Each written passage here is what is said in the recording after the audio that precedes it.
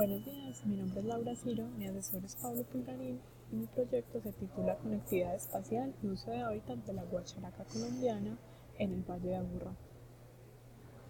Entonces yo voy a empezar hablando un poco sobre los ecosistemas urbanos. Estos ecosistemas, a diferencia de la mayoría de los ecosistemas naturales que existen sobre la Tierra, es un ecosistema muy nuevo que surgió a partir del efecto antrópico sobre los suelos, del cambio en las coberturas y el uso de los recursos por parte de los humanos. Entonces, las ciudades alrededor del mundo, todas tienen como ciertos patrones de construcción muy similares que conllevan a que esos ecosistemas cambien completamente la forma y la función de los sistemas naturales y que se parezcan mucho más las dinámicas dentro de las ciudades entre ellas que dentro de las ciudades con los ecosistemas aledaños propios de cada lugar. Entonces, varias de las características o consecuencias que se pueden ver dentro de las ciudades son una pérdida en la diversidad en general. Las ciudades también suelen ser un foco increíble de llegada de especies introducidas.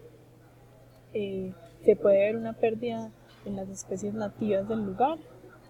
una deforestación claramente pues para poder crear todo lo que es los asentamientos urbanos y las infraestructuras lineales y una fragmentación del hábitat nativo.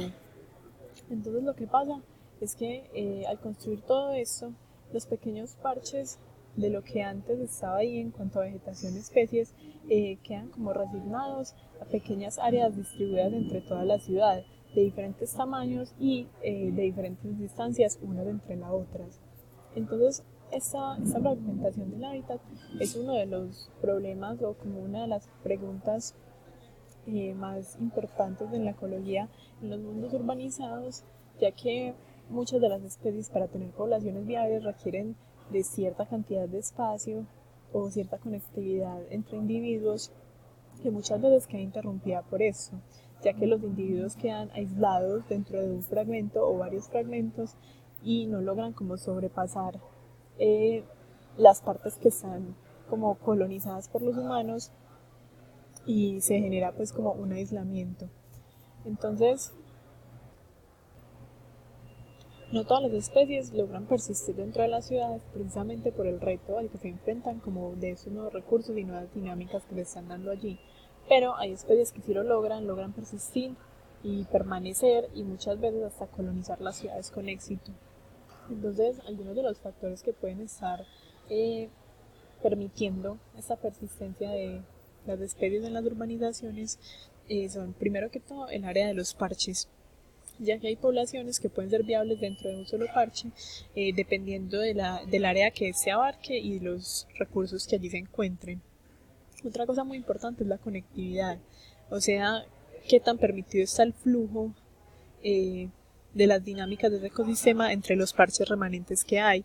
sobre todo el flujo de las especies, qué tanto se permite la movilidad de X especie dentro de un parche al otro.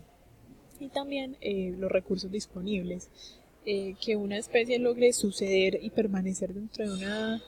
de una ciudad, quiere decir que ahí hay recursos que él está explotando, o sea, los recursos que históricamente ha usado que todavía están disponibles dentro de la ciudad, o que sea una especie que esté logrando explotar estos nuevos recursos que le ofrece este ecosistema antrópico. Entonces, la conectividad y el uso que le están dando los organismos a los recursos dentro de las ciudades es como un área de estudio interesante para la ecología y sobre todo la ecología urbana porque nos permite entender qué es lo que está pasando con la diversidad dentro de las ciudades y cuáles son las características que están haciendo que éstas permanezcan o desaparezcan de allí. Entonces, un organismo que se ha usado mucho para estudiar esto, un organismo modelo, son las aves. ¿Por qué? Porque es un buen modelo para esto. Primero que todo, pues porque proveen importantes servicios ecosistémicos, sobre todo las aves que son granívoras o frugívoras, que pueden estar desempeñando papeles importantes en la dispersión de semillas y en el mantenimiento de estos pequeños parches de hábitat dentro de la ciudad.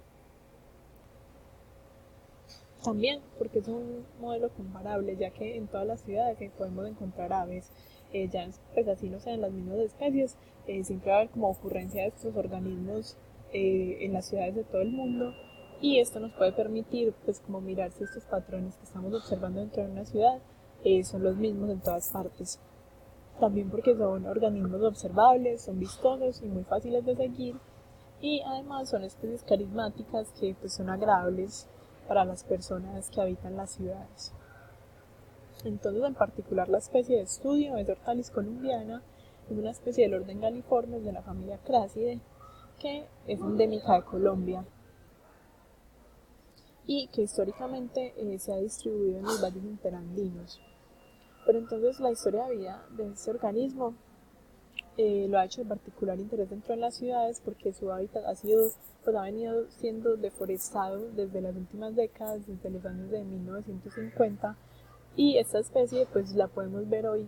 comúnmente dentro del Valle de Aburrá, incluso dentro de las urbanizaciones residenciales y pues conviviendo muy de cerca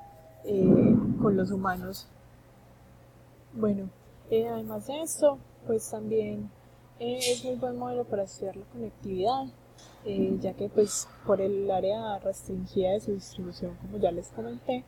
y también como por su contextura, por su tamaño y su forma, que hace que sea un ave como que no se especializa mucho pues como en vuelos a larga distancia, entonces la conectividad entre parches remanentes es bastante importante pues para la permanencia de esta. Entonces, pues realmente poco se conoce sobre la especie, a pesar de que es una especie que solo está aquí y que es como tan común a los habitantes, sobre todo aquí en el Valle de Aburrá. Entonces, pues dentro de todas las bases de datos, realmente hay como un vacío